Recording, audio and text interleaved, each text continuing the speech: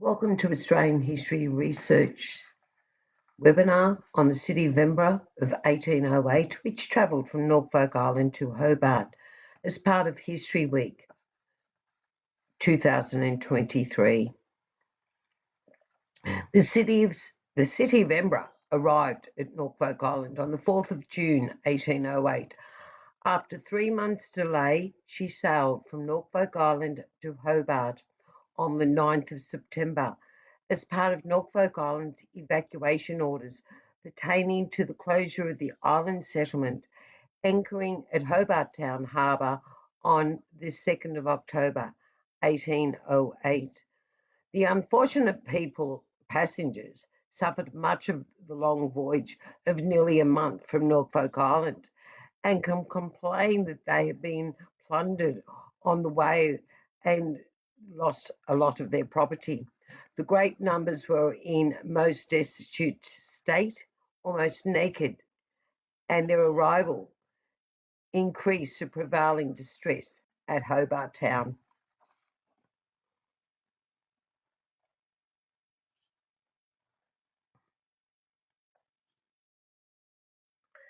As part of History Week 2023, we are going to review the range of primary records pertaining to this voyage of over 250 passengers from Norfolk Island to Hobart.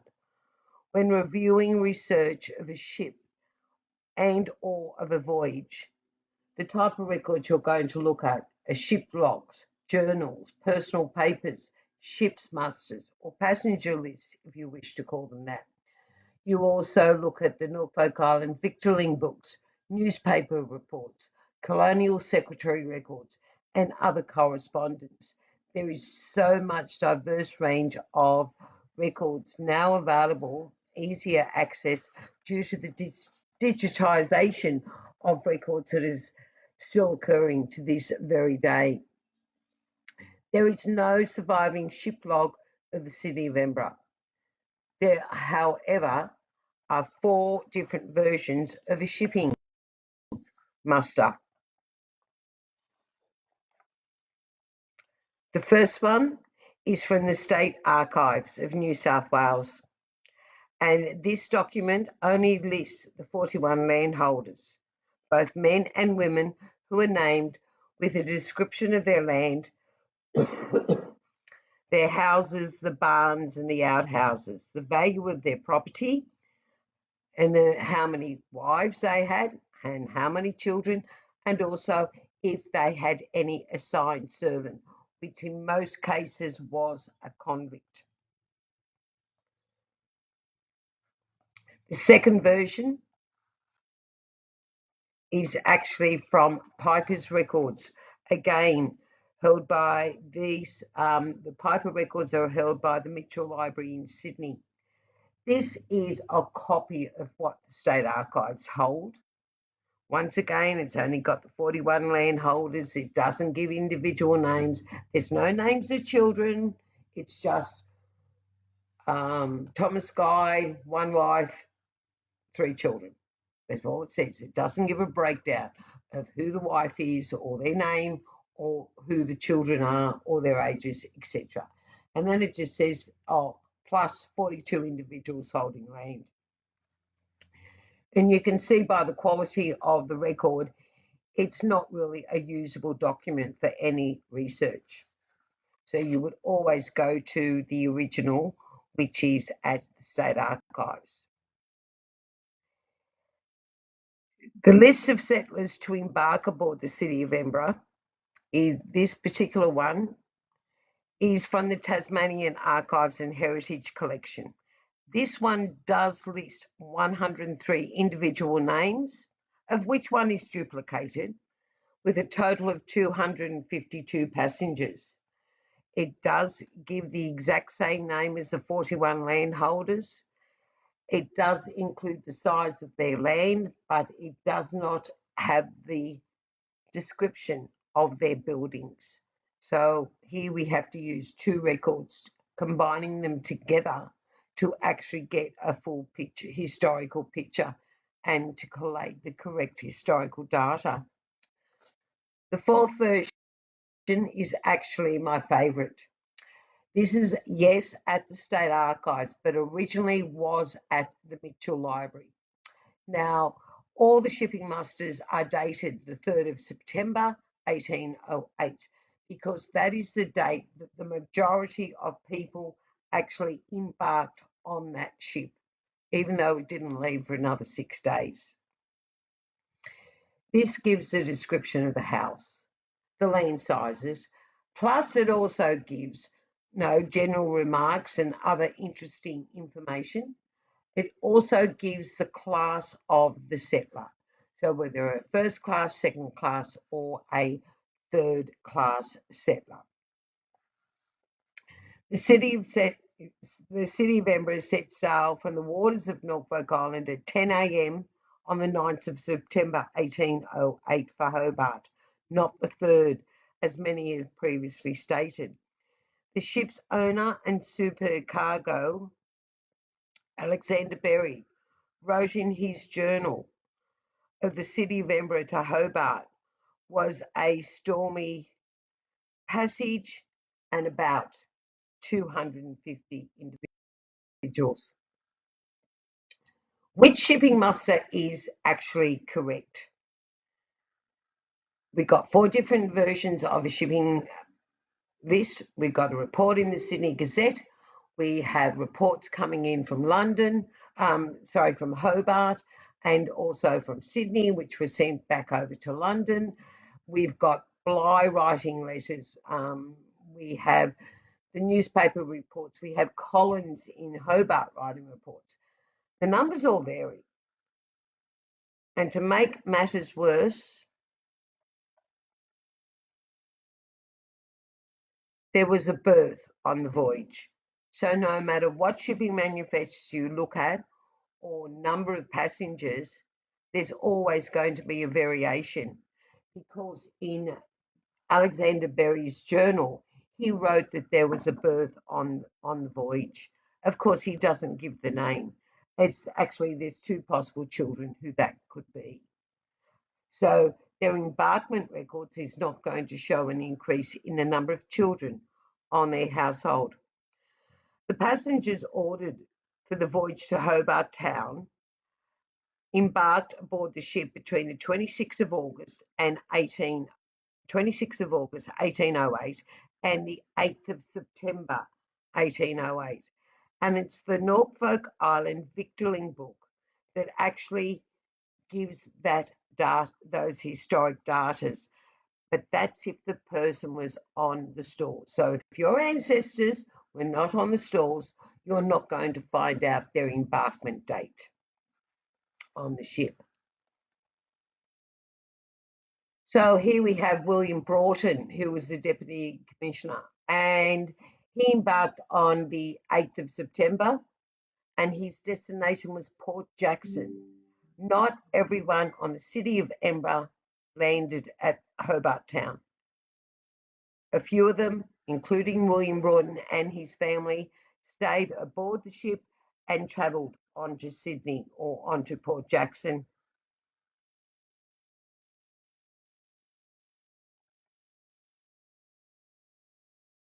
We have Thomas Cole, who actually was a child when he first arrived on Norfolk Island aboard HMS Sirius.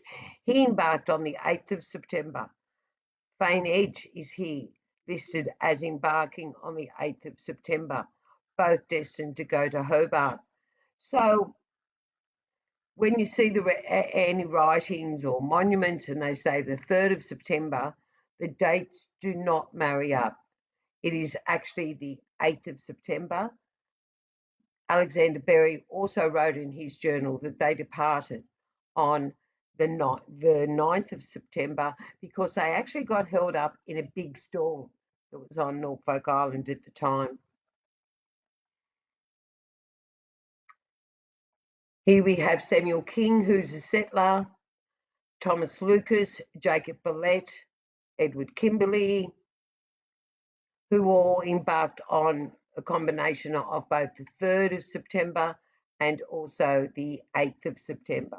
So the victualling books do give good information. in regards to the embarkment date of the ship. There were expired women, so this will give you the women's names who are not listed in the shipping manifest at all, because these are wives.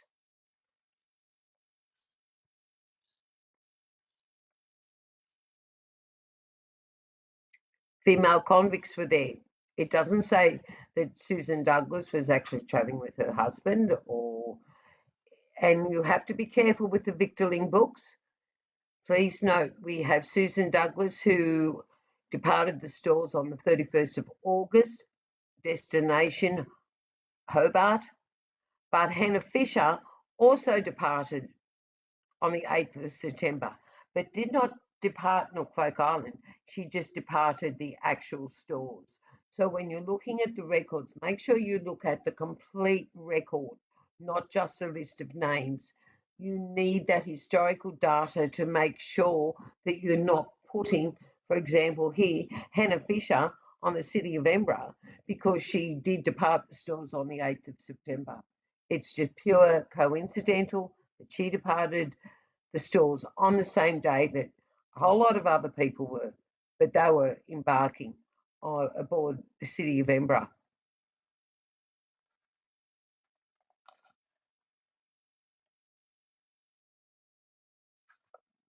The children, remember, children are not listed in the shipping manifest. Of course, the victualling book is not going to record everyone who was on the city of Edinburgh, children-wise, simply because not all children were on the stores.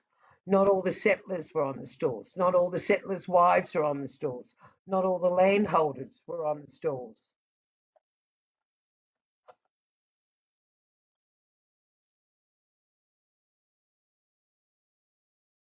And we have Mary Nash here, who departed the stores on the 8th of September, and her destination is Port Jackson. So after the city of Edinburgh went to Hobart Town, it stayed there for about 2 weeks and then travelled back to Port Jackson, or Sydney as we know it today. Alexander Berry was contracted to go to Norfolk Island and get as many people off the island. He was being paid in timber for the number of days that he was away. He spent 3 months before he even embarked someone. So because of the weather, he used to go out to sea, come back. He even lost an anchor because of the rough seas. So he was questioned when he returned to Port Jackson, what took you so long? Knowing that they had to pay him in timber per day, not necessarily how many people he transported from one island to the other. It was the number of days that it took.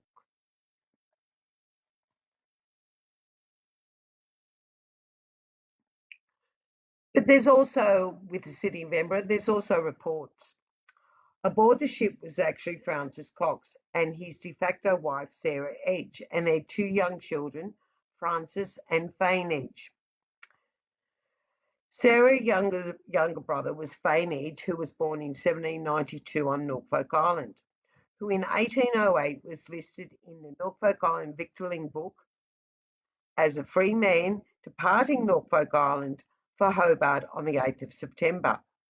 However, John Herbert, one of Norfolk Island's constables, reported that on the 9th of September, he observed Fane Edge was absent from the tender that was alongside the ship, and it was preparing to return ashore. After several calls to Fane Edge Sr., or Fane Edge, to return to the boat, Captain Patterson of the city of Edinburgh ignored the request in a laughing manner, as the city of Edinburgh was now on her way, and the Captain Patterson was not going to throw a man overboard to swim back to the island for a distance of 10 or 11 miles in a very mountainous sea with every appearance of an approaching storm. So reading correspondence and reports can actually give you the feeling of what was happening. that had 3 months of storms and bad weather and rough seas. Now they're on a ship, and all of a sudden, we got mountainous seas and approaching storm. No wonder it took them over a month to actually get to Hobart. The tender itself and its crew took 10 hours to return back to the island, but without faint edge, due to the very difficult surf conditions. Berry fails to mention this in his journal. So you don't just look at one set of records, you look at all the records together, letters, correspondence, reports, the different shipping manifests, and just don't look at the time. Look a couple of months later, because that's when the report may have been actually written up. There are lots of resources regarding the City of Edinburgh, both online and offline. Please remember, not everything is online nor digitised. The collection is held by the National Library in Canberra, plus also there's some digitised information foundable that one can find in Trove. There's the Mitchell Library in Sydney, the State Library in Sydney, the State Archives and Records Authority of New South Wales, the Tasmanian Archives and Heritage Collection, the Historical Records of New South Wales, and the Historical Records of Australia. And also the University of Tasmania Library, their special and rare material collection. We have an image here of little Betsy Broughton. I did mention William Broughton before. She was about 3 months old at the time of the voyage to Hobart. Her sister was already over in England to receive her education.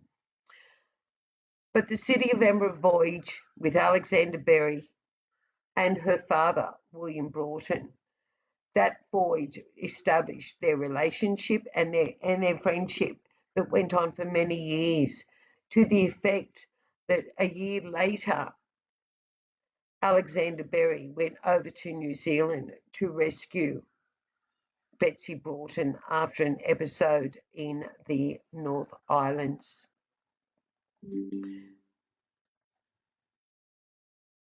One journal I do wish to mention, and that is the journal of convict James Belbin, and this is actually held by the University of Tasmania.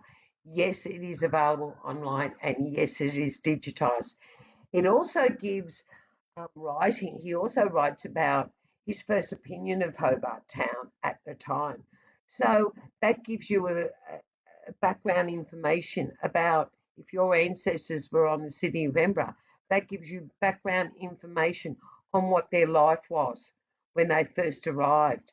You have to remember they arrived starving, no clothes, sickness.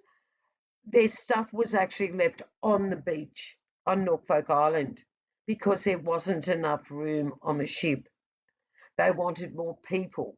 William Broughton was actually ordered in June and August to go onto the ship and actually remove some of the stuff that people were already loading onto the ship to take with them to Hobart.